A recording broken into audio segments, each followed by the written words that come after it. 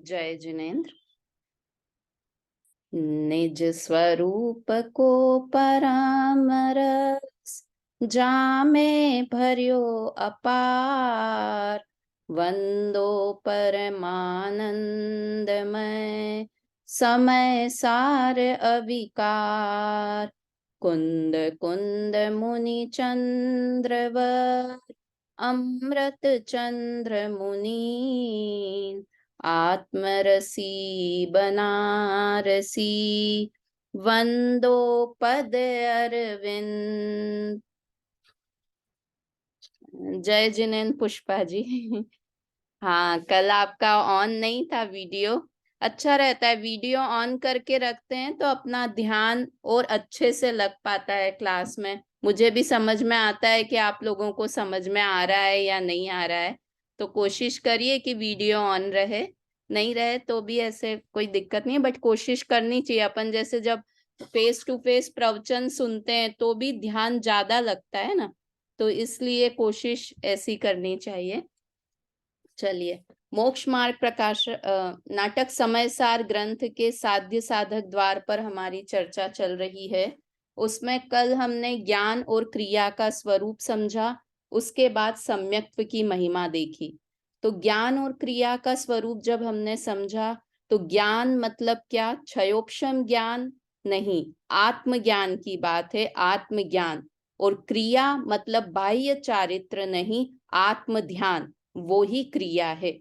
तो इन दोनों में आपस में मैत्री है, आत्मज्ञान और आत्म ध्यान में आपस में मैत्री है। और यही साध्य साधक दशा, यही मोक्ष मार्ग और मोक्ष, यही उपाय और उपेय है ना। तो इस तरह से ज्ञान और क्रिया का स्वरूप समझा। फिर हमने कल बात की थी सम्यक्त्व की महिमा। यहाँ पर जो सम्यक्त्व शब्द आया है, देखिए यहाँ पर ऊपर हेडिंग ही था, सम्यक्त्व की महिमा दिख रहा है ना स्क्रीन पर। तो सम्यक्त्व दो तरह से बताते हैं। कई बार सम्यक्त्व शब्द जब प्रयोग में होता है तो कई जगह सम्यक दर्शन, सम्यक ज्ञान, सम्यक चारित्र, तीनों को मिलाकर भी सम्यक्त्व शब्द का प्रयोग होता है। और कभी अकेला सम्यक्त्व लिखा हो, सम्यक्त्व के साथ सम्यक दर्शन, सम्यक ज्ञान या सम्यक चारित्र नहीं लिखा है, तो वो सम्यक्त्व का अर्थ सम्यक दर्शन भी समझना चाहिए। हम यहाँ पर सम्यक दर्शन क्यों समझेंगे? क्योंकि इसके बाद वाला 42 नंबर का छंद है वो सम्यक ज्ञान के लिए दिया हुआ है, इसलिए। तो कल हमने सम्यक्त्व की महिमा देखी थी, सम्यक्त्व की, सम्यक दर्शन की क्या महिमा है, और आज हम सम्यक ज्ञान की महिमा देख रहे हैं। सम्यक ज्ञान की महिमा, आज हमें ये छंद पढ़ना है। वास्तव में ये शाद्वा द्वार जो हमने पहले देखा था, उसी के बाद ये साध्य साधक द्वार की चर्चा आई है। तो इसमें थोड़ी सी खुशबू शाद्वा द्वार की भी इन छंदों में दिखाई देगी। इसकी छंद की शुरुआत ही शाद्वाद साधना करत ऐसा आया है। तो इसमें शाद्वाद द्वार का भी थोड़ा सा पाठ लेने की कोशिश की है बनारसी दास जी ने। हम लोग छंद बोलते हैं पहले एक साथ। जाके हृदय में शादवाद साधना करत, शुद्ध आत्मा को अनुभव प्रगट भयो है। जाके संकल्प विकल्प के विकार मिटी, सदा काल एकी भाव रस परिणयो है। जिन बंध विधि परिहार मुख अंगीकार, ऐसो सुविचार पक्ष सो उछाड़ी दियो है। ताको ज्ञान महिमा उद्योत दिन दिन प्रति, सोही भव सागर उल्लंघी पार गयो है। कितने अच्छे भाव इसमें भरे हुए हैं, समझिए पूरे समय सार का भाव इस छंद में लिखा है। देखिए, पढ़ते हैं। जाके हृदय में शादवाद साधना करत, जिसके हृदय में शादवाद का चिंतन करते करते, शादवाद की बात पढ़ते पढ़ते क्या हुआ? शुद्ध आत्मा को अनुभव प्रगट भयो, शुद्ध आत्मा का अनुभव हो गया। मतलब शादवाद की चर्चा करते करते मतलब पहले आगम से अपने आत्मा को समझा, किस नए से क्या कथन है। शादवाद किसे कहते हैं? अनेकांतमयी वस्तु को कथन करने वाली शैली को शादवाद कहते हैं। वस्तु में तो अनेक धर्म हैं, किंतु उन अनेक धर्मों को एक साथ नहीं कहा जा सकता। तो शादवाद अर्थात किसी अपेक्षा से उस वस्तु का कथन करना, उसे शादवाद कहते हैं। और वास्तव में शादवाद हमारे जैन धर्म की उपज है ऐसा नहीं है। हम जनरल में भी अगर एक सेंटेंस बोलेंगे तो वो शादवाद से युक्त ही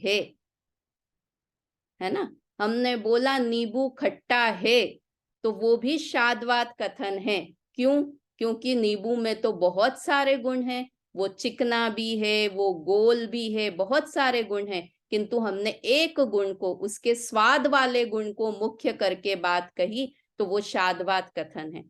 मतलब हम कोई भी वस्तु, किसी को माँ कहना, ये भी शादवाद का कथन है। क्यों? क्योंकि वो बच्चों की अपेक्षा से माँ है, बाकी तो उस महिला में अनंत धर्म है।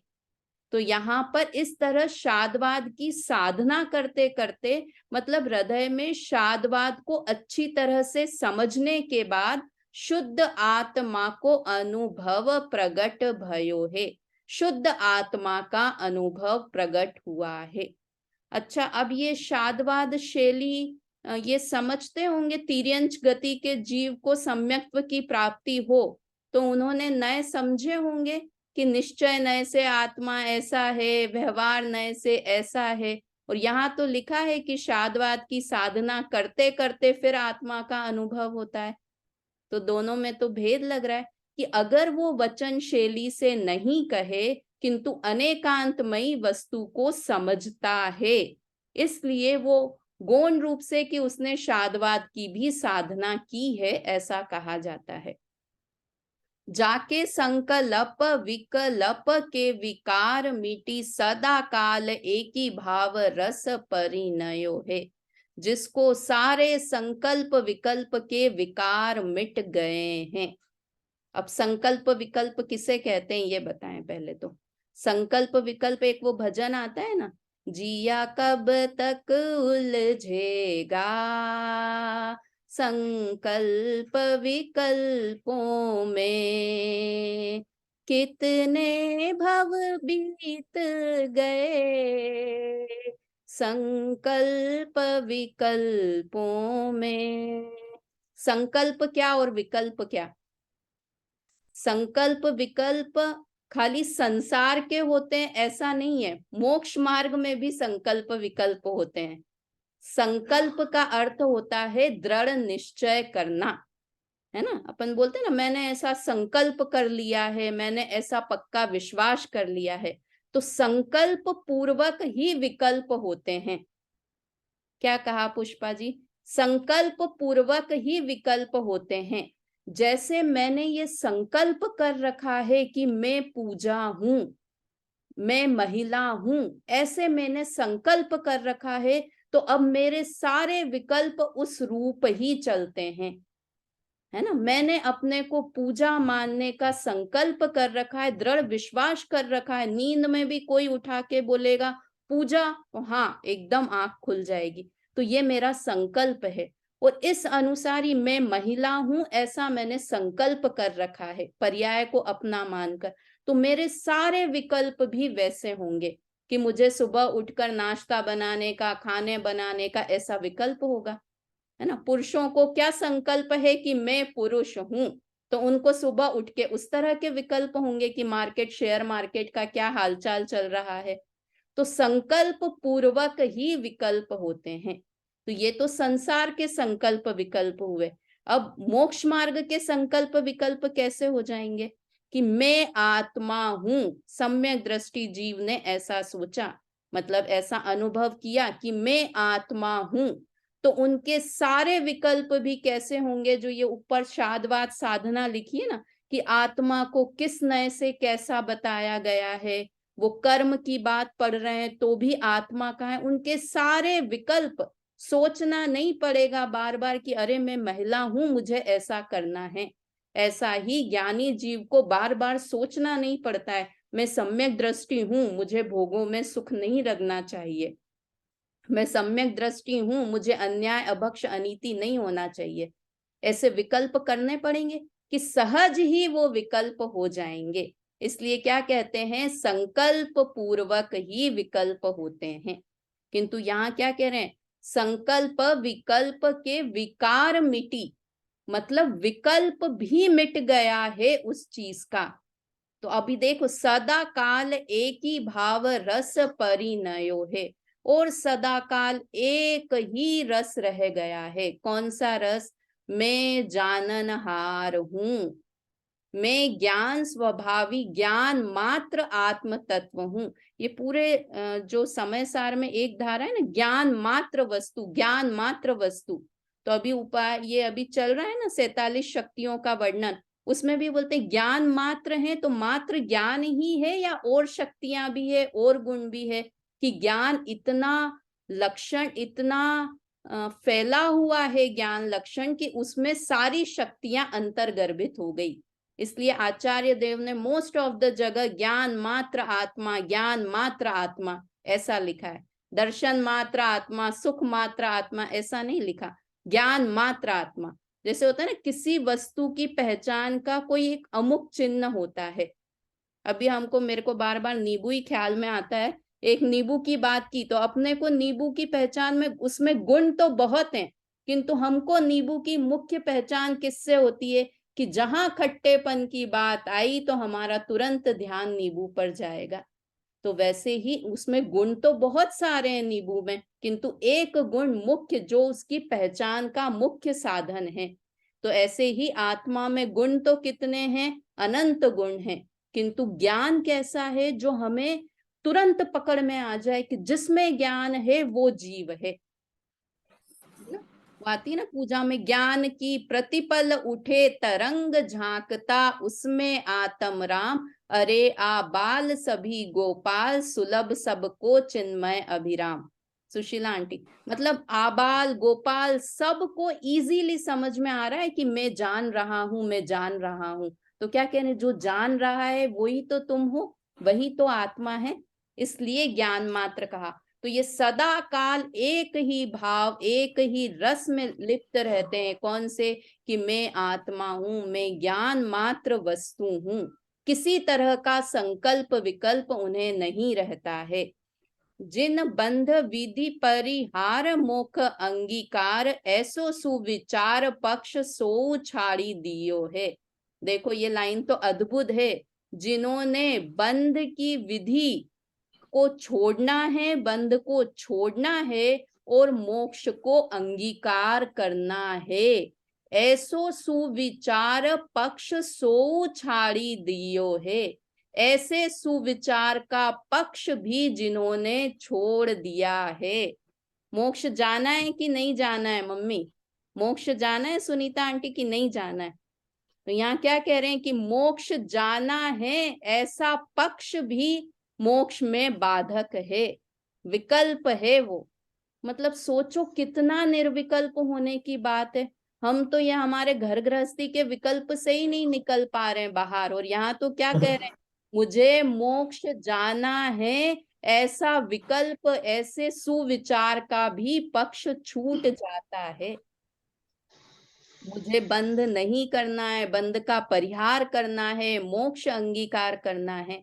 ये भी वो 10वें गुण स्थान में जो सूक्ष्म लोभ कहते हैं ना, वो यही वाला सूक्ष्म लोभ। वैसे वो केवल ज्ञान गम्य है कि कौन सा सूक्ष्म लोभ होता होगा, किंतु फिर भी एक मोटे तौर पर ऐसा कथन कह देते हैं कि मोक्ष जाने का लोभ भी मोक्ष में बाधक हो जाता है ना। ताको ज्ञान महिमा उद्योत, दिन दिन प्रति सोही भव सागर उल्लंघी पार गयो है। वो ही जीव, उसी का ज्ञान दिन प्रतिदिन उद्योत होता हुआ, बढ़ता हुआ। अब यहाँ हम अगेन सोचते हैं, ज्ञान बढ़ता हुआ, ज्ञान महिमा बढ़ती हुई, मतलब क्षयोपशम ज्ञान बढ़ता हुआ। क्षयोपशम ज्ञान वयोपशम ज्ञान की बात नहीं है यहाँ पर। यहाँ क्या कह रहे हैं कि ज्ञान में और निर्मलता दिन प्रतिदिन बढ़ती गई, सोई भव सागर उल्लंघी पार गयो है। वही जीव भव सागर को उल्लंघन करके पार करके मोक्ष की तरफ आगे बढ़ जाता है। इस तरह का यहाँ पर भाव है। अपन ये 2 छंद पढ़ते हैं, उसके बाद आज अनुशीलन में से ज्यादा पढ़ेंगे गुरुदेव और दादा के वचन, क्योंकि मैं इतने अच्छे से एक्सप्लेन नहीं कर पाऊंगी जितने अच्छे से गुरुदेव और दादा ने एक्सप्लेन किया है, बहुत अच्छे से। अर्थ पढ़िए पुष्पा जी, पढ़िए इसका अर्थ। अनम्यूट कर लीजिए आपको।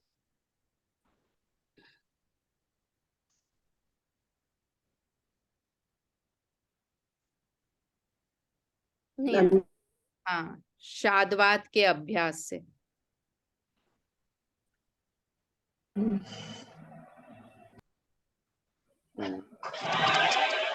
हाँ, आ गई आवाज, पढ़िए। मुश्किल हो रही है, नहीं आवाज नहीं आ रही है आपकी। चलिए सुशीला आंटी, पढ़िए आप।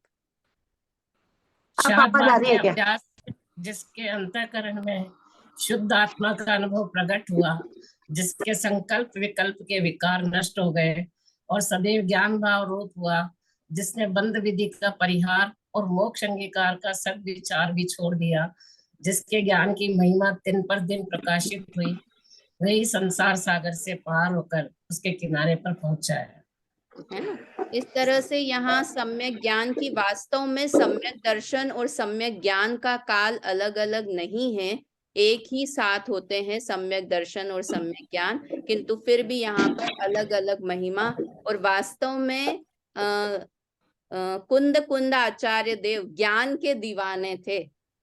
ज्ञान मतलब सम्यक ज्ञान, और कुछ करो या नहीं करो इस मनुष्य भव में, किंतु सम्यक ज्ञान, सही ज्ञान प्राप्त कर लो। और इसीलिए उन्होंने भेद भी, सम्यक दृष्टि मिथ्या दृष्टि का भेद नहीं किया पूरे समय सार ग्रंथ में।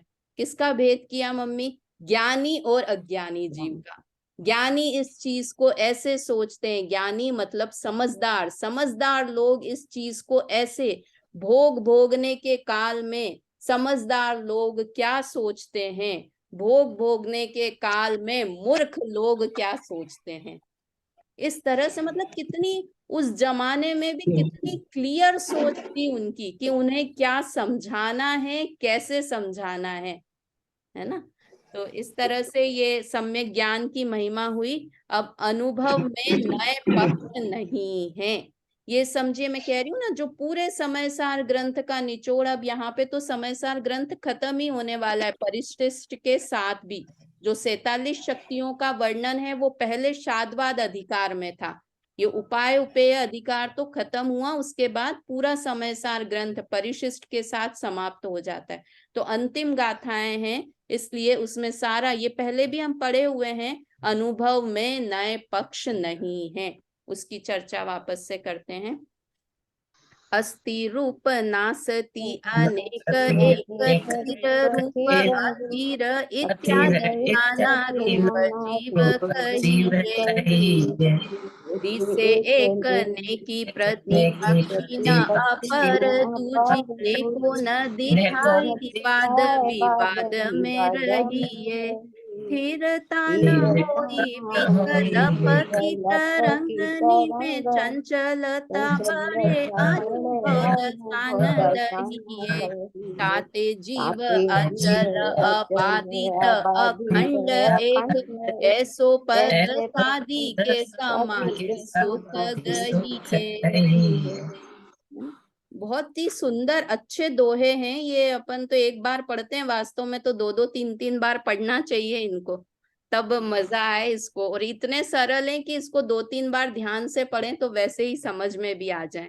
अस्ति रूप नासति अनेक एक थीर रूप अथीर इत्यादि नाना रूप जीव कहिए। अस्ति रूप है जीव, नास्ति रूप है जीव, अनेक है जीव एक है, जीव स्थिर है जीव अस्थिर है, इत्यादि नाना प्रकार से जीव का वर्णन आता है। अस्ति रूप है नास्ति रूप है मतलब क्या हुआ सुनीता आंटी? अस्ति रूप है नास्ति रूप है मतलब, अस्थि से मतलब द्रव रूप से तो अस्थि में, और पर्याय रूप से नास्ति है, मतलब सप्तम पर्याय की नास्ति है। ऐसा तो नहीं है, नहीं, पर्याय तो है, नहीं, पर्याय की नास्ती कैसे? नास्ती नहीं है, पर्याय जो बदल रही है, परिणमन हो रहा है जो पर्याय में। नहीं नहीं नहीं नहीं, सुशीला आंटी, अस्ति और नास्ती। एक ने कहता है अस्थि से, एक ने कहता है नास्ति से। हाँ, तो किस चीज को कहता है अस्ति नय से? मतलब क्या बात आती है कि जीव जीव अपने जीव नित्य द्रव्य है। क्षेत्र काल भाव से है, द्रव्य अपने द्रव्य क्षेत्र काल भाव की अस्ति है, और पर द्रव्य क्षेत्र काल भाव की नास्ती है नास्ति ना? ये अस्ति नास्ति है, हर जगह द्रव्य और पर्याय वाला भेद नहीं है। यहाँ तो पर द्रव्य से नास्ति है और स्व के द्रव्य गुण द्रव्य क्षेत्र काल भाव से अस्ति है। ऐसा अनेक और एक रूप है, इसका क्या मतलब मम्मी? अनेक और एक रूप है। अनेक, कहीं जगह इसको अनेक रूप कहा, कहीं एक रूप कहा। हाँ, तो जैसे रेखा जी बताएं, आप बताएं। नास्ति से अनेक रूप है, अस्ति नास्ति से अनेक रूप है, अस्ति से एक अस्ति रूप नास्ति की गई बात, अस्ति नास्ति की तो बात हो गई। मुझे अब मतलब मेरे को ऐसा लग रहा है, मैं पहले सोच रही थी समय सार शुरू करें, कि अब तो पक्का लग रहा है कि ये खत्म होने के बाद एक बार वापस से समय सार शुरू करेंगे, है ना? वास्तव में तो नाटक समय सार ही कर लें, पर अपन इसके बाद 47 शक्तियां और फिर समय सार ग्रंथ शुरू से करेंगे। अनेक रूप अनेक, और एक रूप, इसमें द्रव्य और पर्याय लगाना है कि द्रव्य रूप से एक है और पर्याय रूप से अनेक है। दिखती है कि नहीं पुष्पा जी? समझ आती है ना रेखा जी? द्रव्य रूप से एक है और पर्याय रूप से अनेक है। पर्याय अलग अलग दिखती है ना, नर नारकादि पर्याय होती है, तो पर्याय से अनेक रूप है। एक ही वस्तु पर्याय से अनेक रूप है और वो ही वस्तु द्रव्य से एक रूप है ना? फिर रूप अथिर, फिर मतलब स्थिर है और अथिर मतलब अस्थिर है। इसका क्या मतलब भाई साहब? आप भी बता सकते हैं, ऐसा कुछ नहीं है आप भी बोले तो। स्थिर और अथिर है मतलब, ये भी द्रव्य और पर्याय की अपेक्षा से है। हाँ हाँ एकदम सही, कि द्रव्य अपेक्षा से। ये तो आती है ना अपनी जयचंद जी छाबड़ा की, द्रव्य रूप करि सर्वथिर पर जय फिर है कौन, द्रव्य दृष्टिया पारको पर जय नहीं करी कौन, है ना? द्रव्य रूप से सब स्थिर है, द्रव्य रूप है, और पर्याय से देखेंगे तो उत्पाद व्यय वाला है। तो इस तरह से नाना प्रकार से जीव का वर्णन आता है ना? ग्रंथों में सब तरह से, ऐसा नहीं है कि द्रव्य द्रव्य की बात है, पर्याय की भी बात है, सिर्फ पर्याय की बात है ऐसा नहीं है, द्रव्य की भी बात है। तो नाना प्रकार से किसी भी तरह से हम जीव को समझें, उस तरह का वर्णन ग्रंथों में आता है। इस तरह से जीव का वर्णन किया जाता है, क्योंकि वास्तव में एक पक्ष को पकड़कर अगर हम बात करेंगे तो उस वस्तु के बारे में हम सही नहीं हैं। अगर एक ही पक्ष को करेंगे तो हम उस वस्तु के प्रति न्याय नहीं कर रहे हैं। कोटा वाले बाबूजी ऐसा कहते हैं, हम न्याय नहीं कर रहे हैं उस वस्तु के प्रति। वह द्रव्य की बात कर रहे हैं, हम तो द्रव्य को स्थिर बता रहे हैं, अनादि अनंत बता रहे हैं, और आप कह रहे हो न्याय नहीं कर रहे हैं, कि नहीं उसमें पर्याय भी है ना जो अस्थिर है। तो अगर एक ही वस्तु को एक ही नय से देखें तो वो वस्तु के प्रति अन्याय है हमारा। तो अब क्या करना, वस्तु को ऐसे ही देखते रहना? तो देखो आगे क्या लिखा, दिसे एक नेकी प्रति पक्षी न अपर, दूजी नेको न दिखाई वाद विवाद में रही। अगर हम एक ही नय को देख लें और उसके प्रतिपक्षी अपर दूजी नी को, दूसरे नय को नहीं देखें, तो क्या होगा? वाद विवाद होगा ही होगा। सुशीला आंटी, तो ये इतने वाद विवाद हो रहे हैं ना, उसका कारण ही ये है कि एक पक्ष को देखते हैं, दूसरे पक्ष को नहीं देखते हैं। क्या कि अरे ये तो सिर्फ देखो समय सार ग्रंथ खाली द्रव्य द्रव्य की बात की, किंतु देखो अपन ने पहले भी कहा था, अगर जिस समय में बात बोल रही हूं उसी समय अगर दूसरे पक्ष को भी खड़ा कर दूं ना तो उस बात का वजन कम हो जाता है। समझ में आ रहा है क्या कहना चाह रही हूं मैं? अगर हम बच्चे को डांट रहे हैं तो पूरी तरह से डांट ही रहे हैं, उस समय ये नहीं कहेंगे कि तू राजा बेटा भी है, तू प्यारा बेटा भी है। जब उसे डांट रहे हैं तो पूरी तरह से डांट रहे हैं। अगर उसी समय डांटने की तुम पढ़ते लिखते नहीं हो और तुम राजा बेटे भी हो तो उसका महत्व कम हो जाएगा। इसलिए गौण रूप से तो है ही कि मेरा प्यारा बेटा है, मेरा प्यारा बच्चा है, किंतु जब डांट रहे हैं तो डांट ही रहे हैं। उसी तरह से जब द्रव्य स्वभाव की बात कर रहे हैं आचार्य देव तो द्रव्य स्वभाव की ही बात कर रहे हैं। तो पर्याय नहीं है क्या? पर्याय बदलती नहीं रहती कि बदलती है ना, किंतु उसे गौण रखो। जब पर्याय हम क्या करते हैं, कर्णानी योग में चढ़नानी योग, चढ़नानी योग में द्रव्यानी योग मिलाने की कोशिश करते हैं तो सब घचड़ पचड़ हो जाता है। श्रद्धा ज्ञान और चारित्र गुण को अलग अलग देखना ही नहीं चाहते हैं, हम श्रद्धा और चारित्र गुण को एक में एक करके देखना चाहते हैं। तो वो सारे वो कहा ना, ज्ञान में मुख्य गौण करना है और श्रद्धा में हेय उपादेय करना है। हाँ देखो कितनी अच्छी बात की कि ज्ञान में मुख्य और गौण रखना है कि अभी किसकी मुख्यता से, द्रव्य की मुख्यता से है या पर्याय की मुख्यता से बात करिए। और श्रद्धान में तो पूरा ये है तो है यही है, वैसा विचार करना है। देखिए, स्थिरता न होई विकल्प की तरंगनी में चन चलता बड़े अनुभव दशा न लहिए। अगर इस तरह के विकल्प करते रहेंगे तो इन विकल्प की तरंगों में क्या होगी? चंचलता बढ़ती जाएगी। हम अनुभव दशा की बात कर रहे हैं। समझने के समय सब समझना है, किंतु अनुभव के काल में तो क्या, क्योंकि अनुभव निर्विकल्प होता है। ये सेंटेंस अपने घर पे लिख लेना चाहिए कि अनुभव कैसा है? निर्विकल्प है। और जो भी ये हम विकल्प कर रहे हैं पर पदार्थों के बारे में नहीं पुष्पा जी, किसके बारे में? आत्मा के भी बारे में विकल्प कर रहे हैं तो उससे चंचलता बढ़ती है और अनुभव निर्विकल्प है। मतलब यहाँ दूसरे विकल्पों की तो बात बहुत दूर छोड़ो, आत्मा संबंधी विकल्प भी आत्म अनुभूति में बाधक हैं। क्या कहा मम्मी? दूसरे विकल्प तो छोड़ ही दो, बाई आई है नहीं आई है, घर में क्या हो रहा है, बच्चे क्या कर रहे हैं, ये सारे विकल्प तो सोच के आए कि उसको तो आप पोटली बना के फेंक के आए हो, ऐसा समझ रहे हैं बनारसी दास जी। किंतु जो आत्मा संबंधी विकल्प हैं वो भी विकल्प हैं और अनुभव की दशा में वो कार्यकारी नहीं है। ताते जीव अचल अबाधित अखंड एक, ऐसो पद साधी के समाधि सुख गहिए। इसलिए कैसे जीव को ग्रहण करना, ये लाइन तो ऐसे ही पढ़ जाओ पूजा भाभी। ठीक है, अचल है, अखंडित है, अबाधित है, एक है। अरे इस लाइन पे रुक जाओ, इस लाइन को छोड़ के आगे नहीं बढ़ जाए। कैसा है? ताते जीव अर्थात मैं कैसा हूं? अचल हूं, अबाधित हूं, किसी से भी बाधा को प्राप्त होने वाला नहीं, एक अखंड द्रव्य हूं। ऐसो पद साधी के समाधि सुख गहिए। ऐसे आत्म पद को साधना करके समाधि के सुख को ग्रहण करना चाहिए। कौन सी? मरण वाली समाधि या जीवन वाली समाधि? जीवन वाली। जीवन वाली समाधि।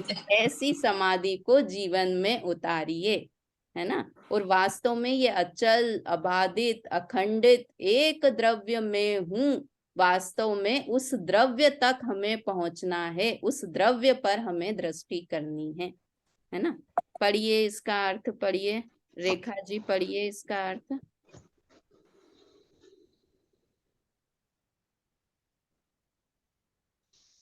कहाँ गए? रेखा जी थे ना, चलिए सुनिए। हाँ जीव पदार्थ दिखाई नहीं दे रहा मुझे। जीव पदार्थ नए की अपेक्षा से आस्ती नास्ती एक अनेक भाभी दिखाई नहीं दे रहा मुझे, कुछ होता है। अच्छा नहीं हो पा रहा। हाँ पढ़िए सुनीता आंटी, आप पढ़िए। बढ़िया। जीव पदार्थ न की अपेक्षा से अस्ति नास्ति, एक अनेक, थिर अथिर आदि अनेक रूप कहा गया है। यदि एक न से विपरीत दूसरा न ना दिखाया जाए तो विपरीतता दिखने लगती है और वादानुवाद उपस्थित होता है।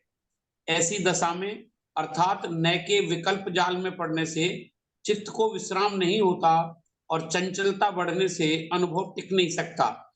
इसलिए जीव पदार्थ को अचल, अबाधित, अखंडित और एक साध कर अनुभव का आनंद लेना चाहिए, है ना। इसलिए कि नए विकल्प, नए सब, वो छठी वाला कलश है ना एक, उसमें बहुत अच्छे से, मैं उस डिटेल में नहीं जाना चाह रही, कि नए पक्ष, प्रमाण पक्ष, सारे के सारे पक्ष विलीन को प्राप्त हो जाते हैं अनुभव के काल में, है ना। सारी उसमें तो लक्ष्मी अलग अलग उपमाएं दिए, प्रमाण को अलग उपमा दिए, बहुत अच्छा है वो कलश।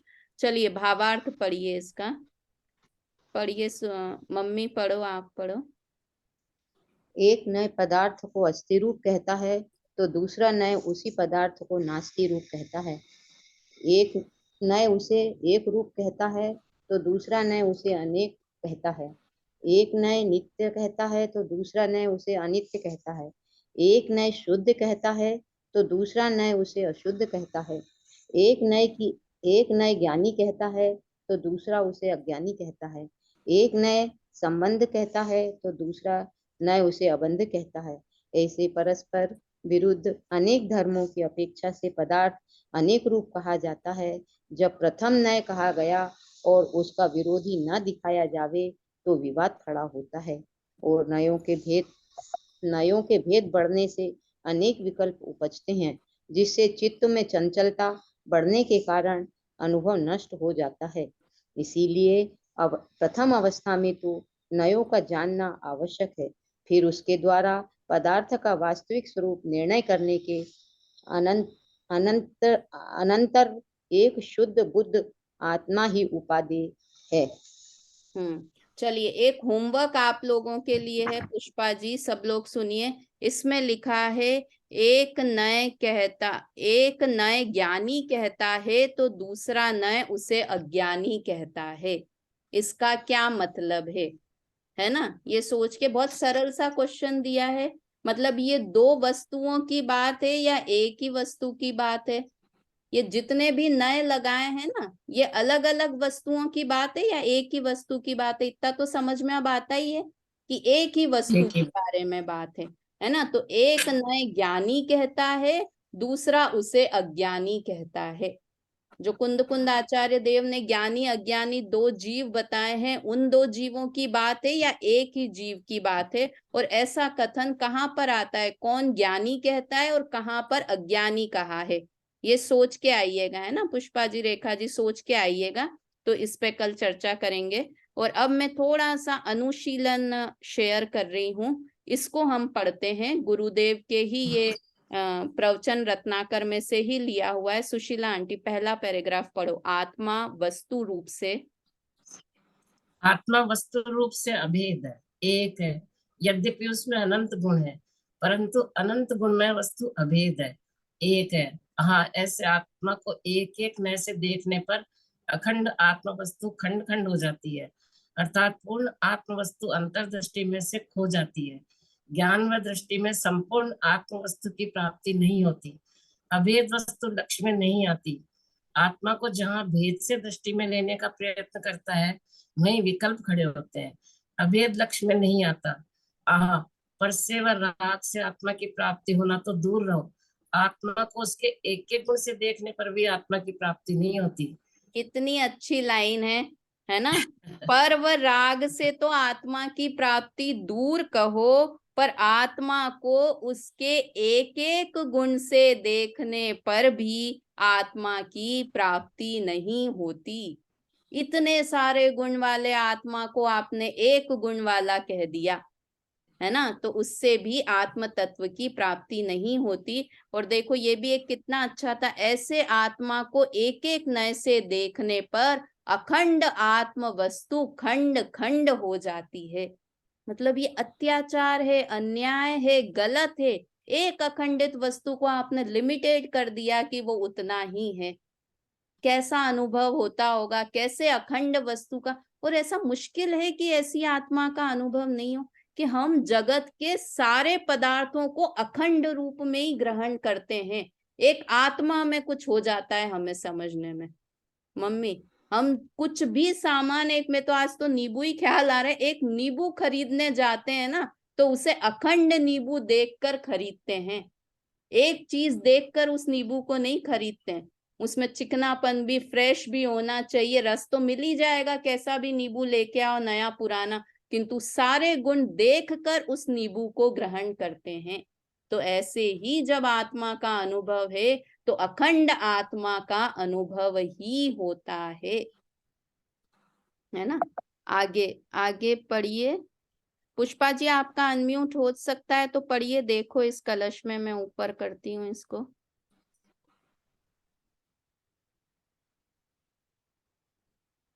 चलो नहीं हो रहा है। सुशीला आंटी पढ़िए आप ही। देखो, इस कलश में आचार्य देव ने आत्मा में से भेदों का बहिष्कार नहीं किया। यद्यपि आत्मा में अनंत गुण है अवश्य, परंतु अनंत गुणमय होते हुए भी आत्मा अखंड एक ज्ञायक वस्तु है तथा इस अखंड की दृष्टि करने से ही आत्मा की प्राप्ति होती है, भेद की दृष्टि से नहीं। भेद की दृष्टि से तो विकल्प उठते हैं, निर्विकल्पता नहीं होती।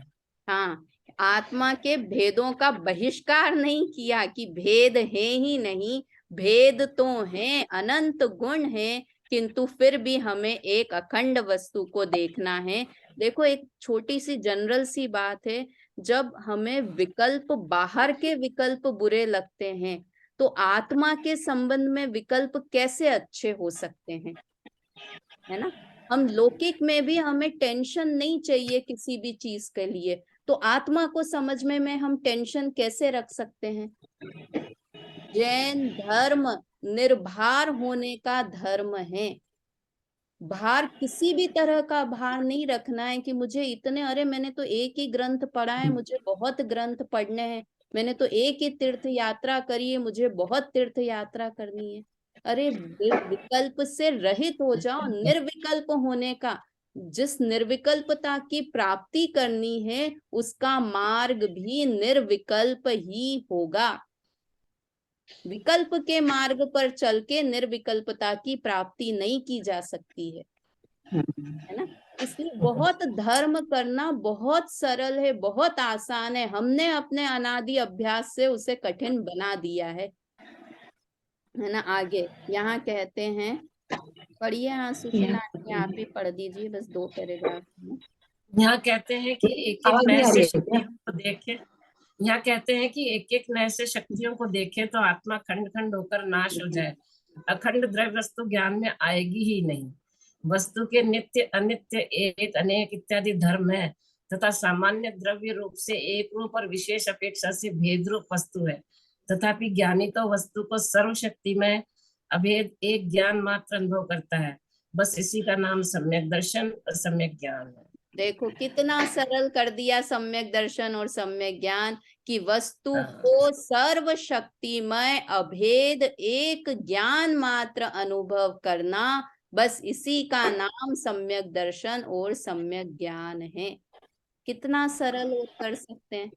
मैं एक ज्ञान मात्र वस्तु हूं ऐसा अनुभव करना, वही सम्यक दर्शन और सम्यक ज्ञान है। एक अंतिम पैराग्राफ और पढ़ते हैं तो इसमें खत्म ही हो गया ये साध्य साधक। हाँ, उक्त कलशों का में यही कहा गया है। पढ़िए। उक्त कलशों में यही कहा गया है कि जब साध्य भाव और साधक भाव मुझ में ही है, मेरे ही परिणमन में है, तब मुझे अन्य पदार्थों से क्या प्रयोजन।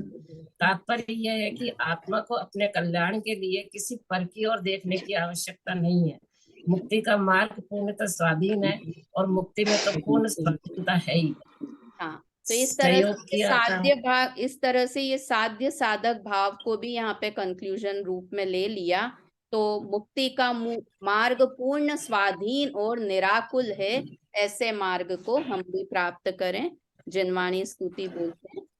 और बात, भाव मरण से त्रस्त प्रतिक्षण मेरे घट में अमृत घोलो, मैं विवेक बिन